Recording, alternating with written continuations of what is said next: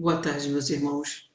Iniciando nossa reflexão, preparando os nossos pensamentos para o nosso estudo dessa tarde, nós vamos ler uma passagem do Evangelho de Mateus, capítulo 5, versículo 1 a 12, que diz assim: E Jesus, vendo a multidão, subiu a um monte, e assentando-se, aproximaram-se dele os seus discípulos. E abrindo a sua boca, os ensinava, dizendo: Bem-aventurados os pobres de espírito, porque deles é o reino dos céus. Bem-aventurados que choram, porque eles serão consolados. Bem-aventurados os mansos, porque eles herdarão a terra. Bem-aventurados que têm fome e sede de justiça, porque eles serão fartos. Bem-aventurados misericordiosos, porque eles alcançarão misericórdia. Bem-aventurados limpos de coração, porque eles verão a Deus. Bem-aventurados pacificadores, porque eles serão chamados filhos de Deus. Bem-aventurados que sofrem perseguição por causa da justiça, porque deles é o reino dos céus. Bem-aventurados sois vós, quando vos injuriarem e perseguirem, e mentindo disserem todo o mal contra vós por minha causa. Exultai e alegrai-vos, porque é grande o vosso galardão nos céus, porque assim perseguiram os profetas que foram antes de vós. Vamos orar. Senhor Deus, Senhor de toda justiça e misericórdia, para com todos nós, seus filhos. Iniciamos, Senhor, a nossa meditação, a nossa reflexão dessa tarde e pedimos a inspiração, pedimos as suas bênçãos para que possamos ser mediadores, Senhor, do seu ensinamento, da sua palavra. Possamos, Senhor, acalmar cada um de nós, acalmar, Senhor, os nossos corações que por muitas vezes se sentem ou se apresentam ainda muito aflitos, que possamos reconhecer as bem-aventuranças que representam a nossa vida nesta encarnação, Senhor, e em cada encarnação. Ajuda-nos hoje e sempre, que assim seja. Meus irmãos, como preparação da nossa reflexão dessa tarde, nós iniciamos com o Sermão da Montanha.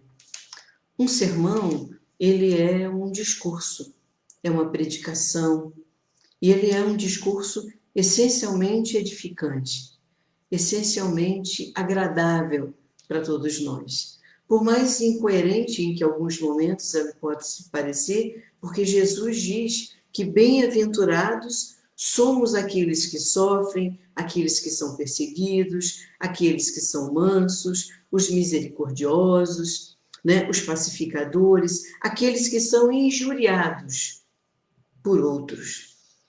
Como pode ser bem-aventurado? Se nós imaginarmos e compreendermos a bem-aventurança e analisarmos a palavra aventurar, o que seria aventurar? Aventurar é aquele que se aventura, aquele que se arrisca. Então, uma pessoa que gosta de aventuras, né? E aqui estamos falando, evidente, tentando traduzir a expressão para as bem-aventuranças do Cristo, é aquele que quer se aventurar, que quer se arriscar. É o estado de uma pessoa bem-aventurada, uma pessoa que se sente feliz. Uma bem-aventurança, ela implica, então, num percurso, num caminho.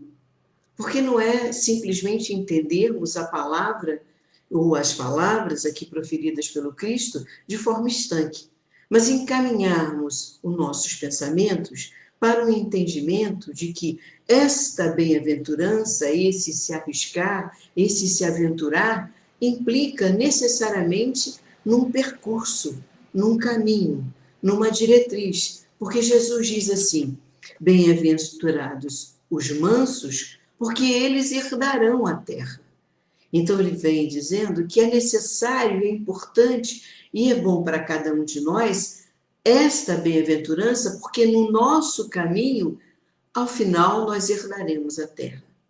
Em especial, nesta tarde, nós estaremos fazendo uma reflexão sobre uma das bem-aventuranças a partir de um capítulo de O Livro Mais Perto, psicografado por Chico e ditado pelo Espírito de Emmanuel, que chama-se Aflitos. Então, nós vamos voltar às nossas reflexões para uma das bem-aventuranças chamada Bem-aventurados Aflitos, né, que Jesus nos coloca. E ele diz assim: bem-aventurados os aflitos, disse-nos o Divino Mestre. Uma aflição, quando nós nos sentimos aflitos, nós estamos com um sentimento que persiste dentro de nós, seja um sentimento físico ou seja até um sentimento moral. Nós estamos ansiosos, nós estamos agoniados, nós estamos com uma ânsia de fazer alguma coisa, ânsia de um sentimento qualquer, de alguma coisa que está naquele momento tomando conta e persiste, ocupando espaço nas nossas mentes ou no nosso coração.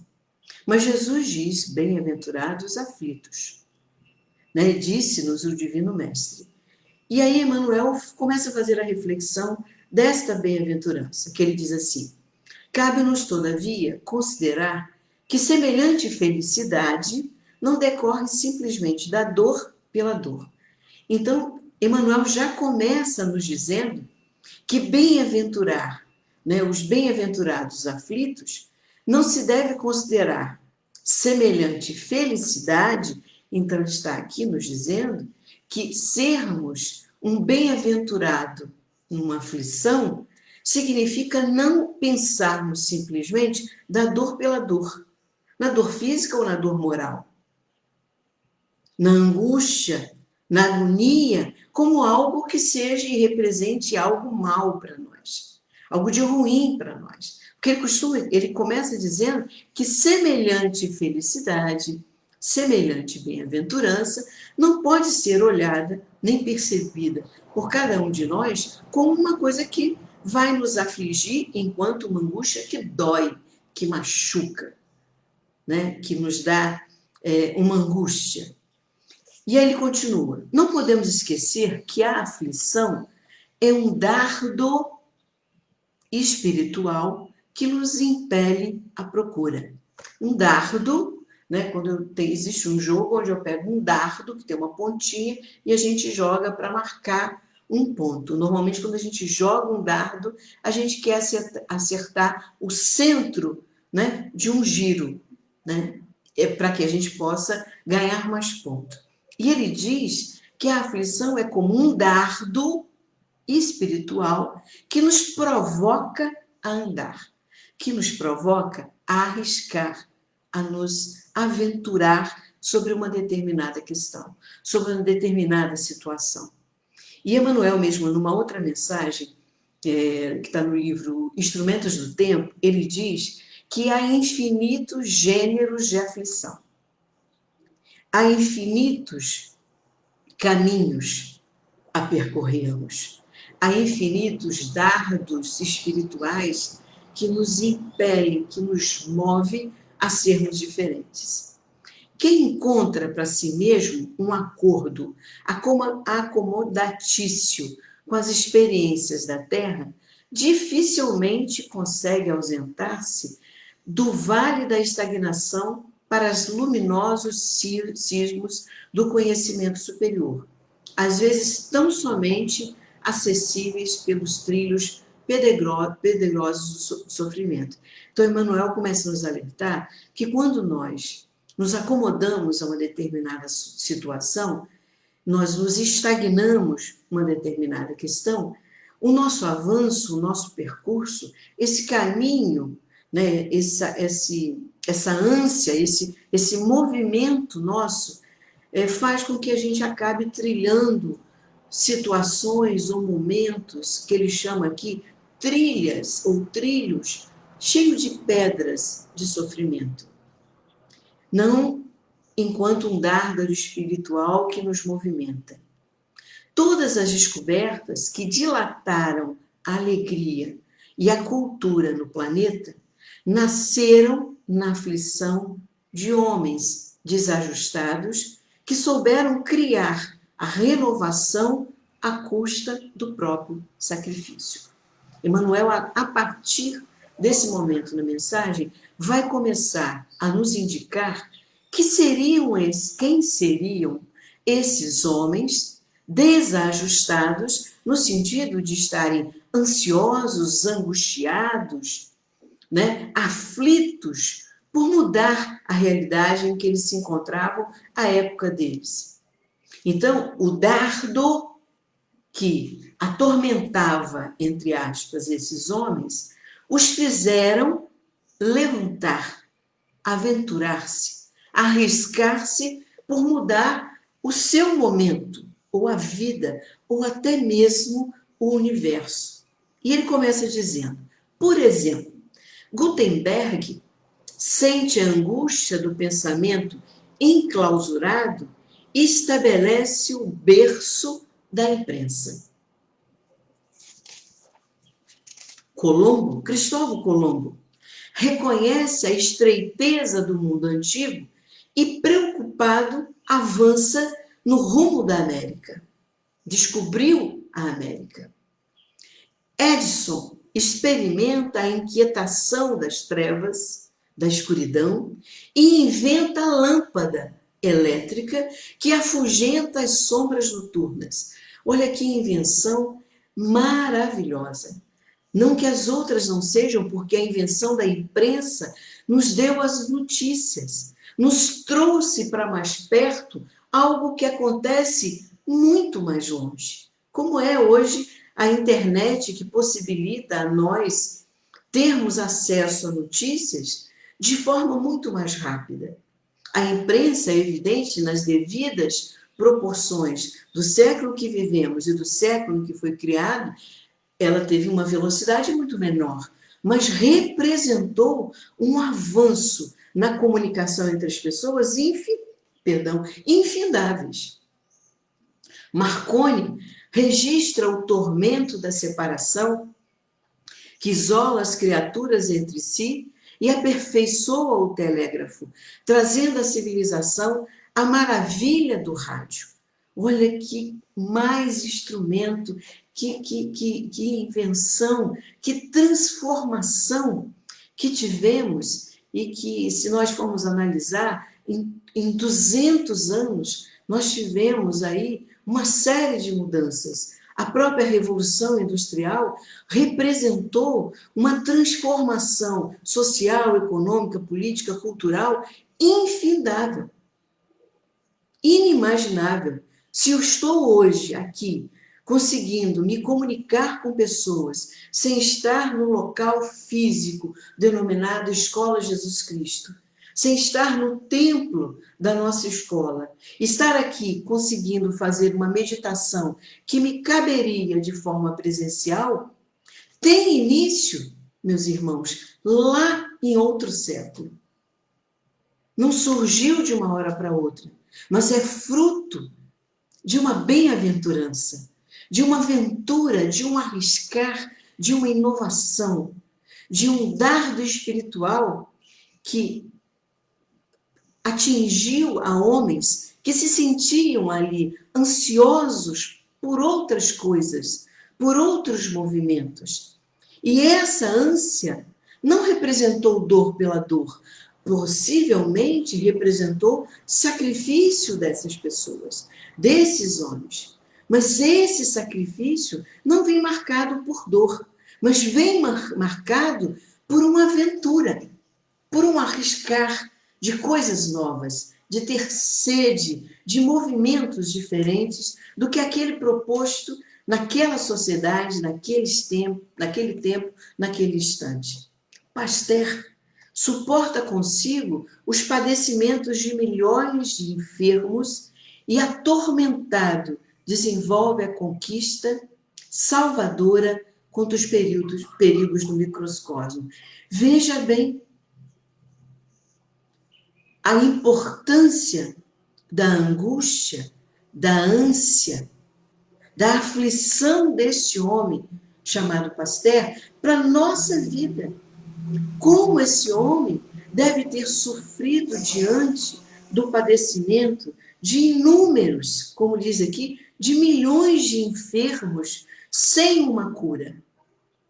Esses homens são agraciados, e esses homens somos nós, os indivíduos, a sociedade, é agraciado por essa bem-aventurança, por esta aflição que não representa somente dor, por esta angústia que não representa somente tristeza, lástima, depressão, mas representa a ânsia de mudar, de transformar.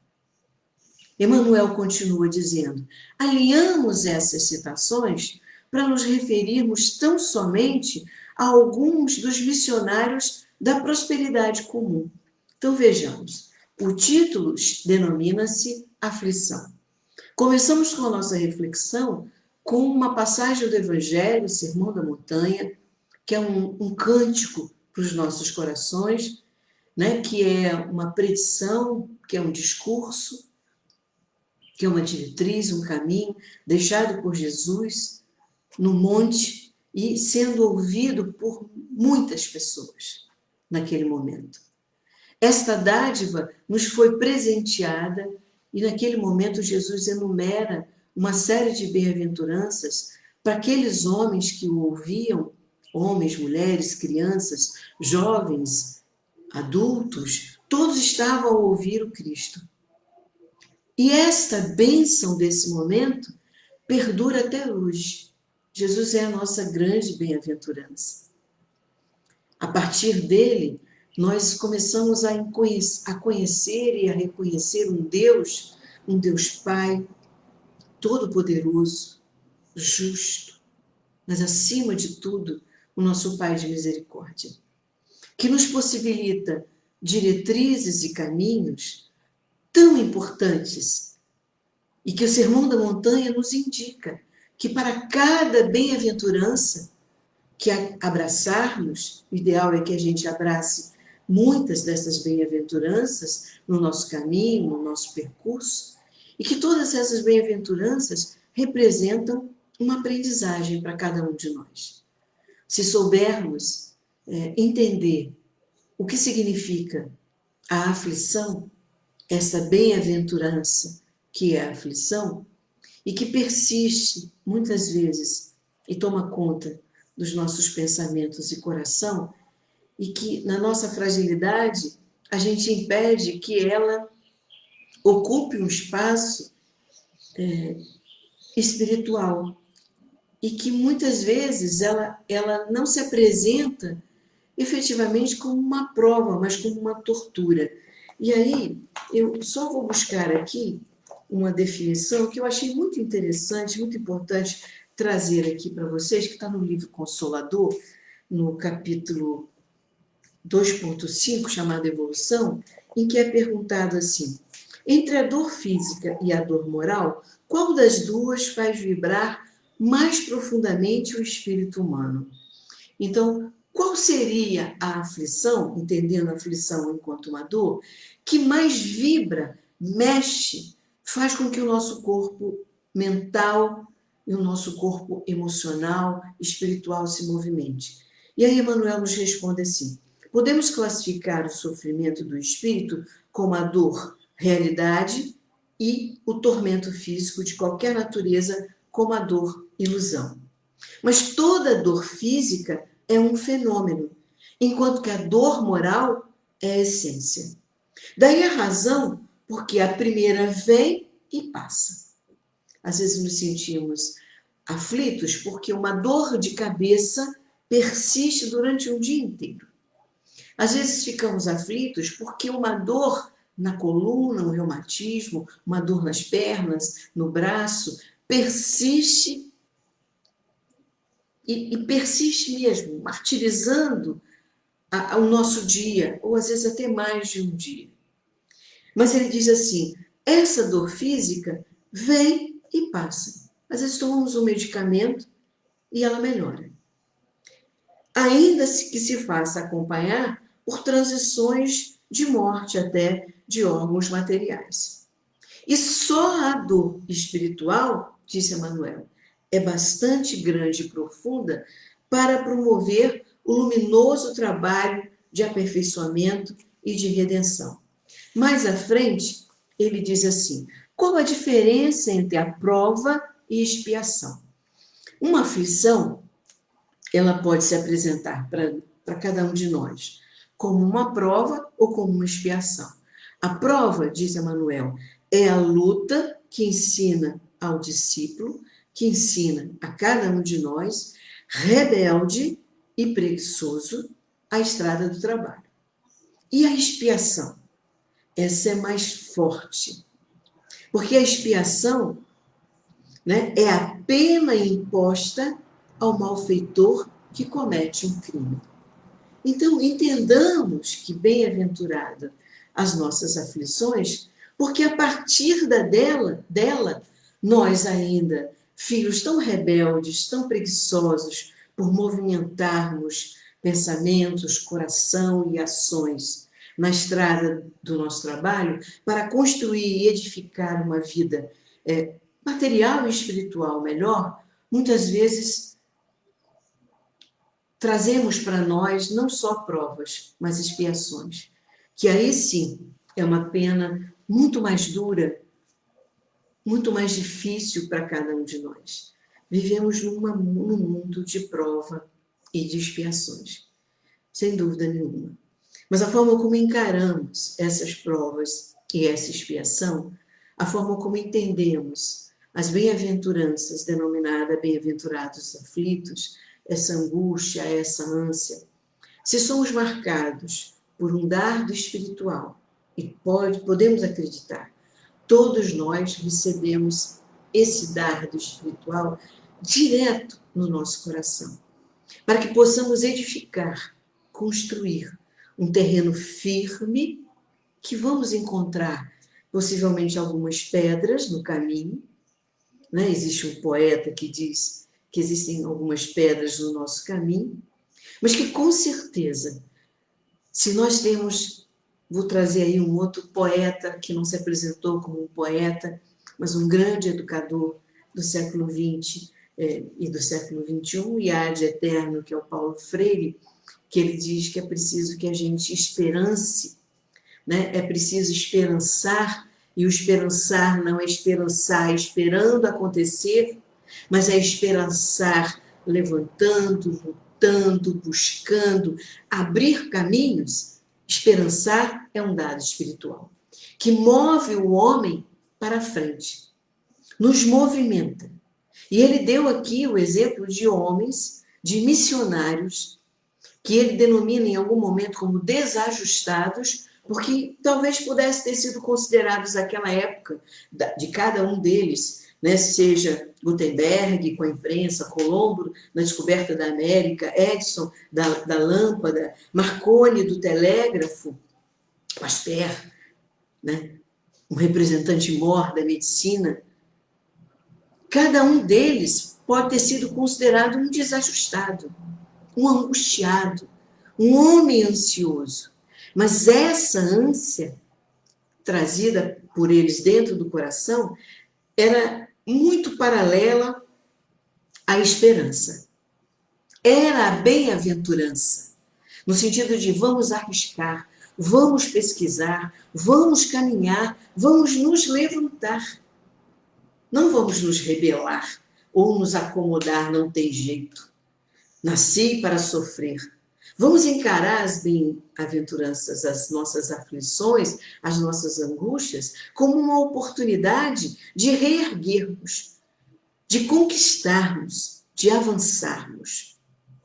Sempre com muita serenidade, sempre com muita certeza, sempre com muita fé de que não estamos sozinhos. E Emmanuel termina a mensagem dele trazendo para nós aquilo que representa a certeza maior do sacrifício. e de como esse sacrifício foi realmente para a humanidade. Ele possibilitou uma maior comunicação entre os homens, nos deu exemplo de como se comunica melhor com os homens. Ele descobriu um mundo e fez-nos descobrir um mundo, nos mostrou uma terra, uma sociedade diferente, onde o olho por olho, dente por dente, é substituído por o amor a Deus sobre todas as coisas e o amor ao próximo como a nós mesmos.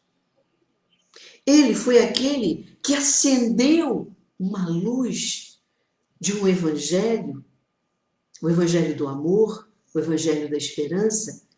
Ele foi aquele que se comunicou e criou uma grande maravilha para todos nós, que é o amor de Deus, nos mostrou esse amor e nos trouxe uma saúde, porque com Deus nós enfrentamos com muita sanidade, com muita saúde física e mental, independente de qualquer dor física ou até uma dor moral, nós encontramos forças, energias físicas e espirituais para conquistar o nosso espaço. De quem Emmanuel está se referindo? Ele diz: não podemos olvidar, esquecer, porém, acima de tudo, o martirológio do grande e inesquecível aflito da cruz. Ele está se referindo a Jesus, o nosso mestre amado. Sentindo na própria alma as chagas da ignorância e da penúria que arruinavam a humanidade, Cristo vem a nós e imola-se no madeiro. Se deixa crucificar por cada um de nós, para que o amor incendeie o coração na senda dos séculos. Por esse motivo, a última lembrança do divino flagelado está expressa no desajustamento que o assinala no Monte do Testemunho. Nem no céu indiferente aos enigmas do mundo, nem na terra esquecido das perfeições celestiais, mas sim suspenso entre os anjos e os homens. Como a dizer-nos que somente, algemados à cruz de nossos próprios deveres, é que acharemos, depois da procura vitoriosa, o excelso caminho de nossa própria ressurreição. Buscando de novo um pensamento de Emmanuel. Há inúmeros gêneros de aflição. A dor, Emmanuel também disse, na mesma mensagem que está no livro Instrumentos do Tempo, a dor é um instrumento para a elevação de cada um de nós. E ele também usa um exemplo, dizendo assim, que o artista se vale da pedra a fim de burilar essa pedra e tornar ela uma obra-prima. E ele termina nessa mesma mensagem, está nos Instrumentos do Tempo, nos pedindo assim, nos rogando, converte teu problema ou a tua mágoa em motivo de superação das próprias fraquezas. Vamos converter as nossas aflições, os nossos medos, as nossas angústias, porque todos nós, com raríssimas exceções, somos ainda muito frágeis, muito crianças, muito pequeninos, temos medos, temos inseguranças, temos aflições, no sentido de termos angústia. Como será o nosso amanhã? Quem vai responder como será o nosso amanhã será o nosso percurso, será o nosso caminho, o caminho escolhido. Vamos escolher o caminho da rebeldia, da acomodação, do apontar sempre que o outro é responsável pelos nossos erros, ou vamos aproveitar desta aflição, desta provocação, desta prova, desse teste, dessa oportunidade, para nos movimentar, para nos arriscar, para nos aventurar.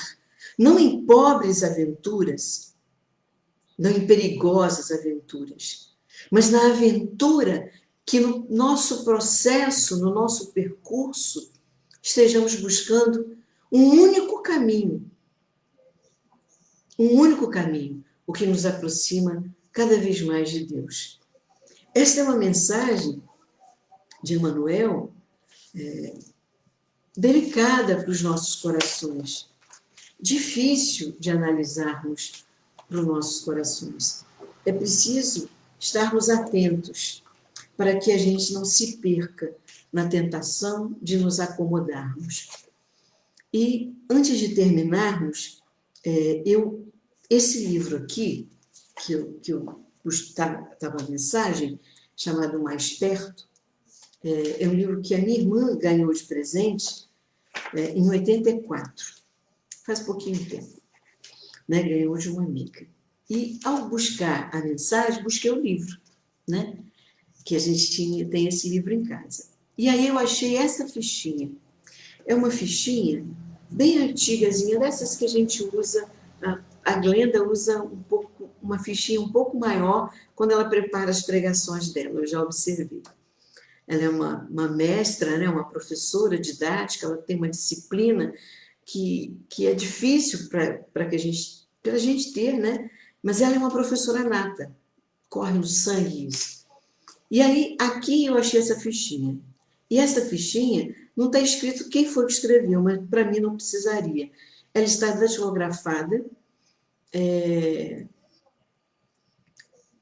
ela chama-se Notas de Bem Viver, tá, segundo aqui na fichinha, pode estar em outra página, mas ela é do livro Atenção, que é um livro psicografado por Chico Xavier, ditado por Emmanuel, e aqui está dizendo que está na página 40. Eu não sei se está na página 40, mas é Notas de Bem Viver.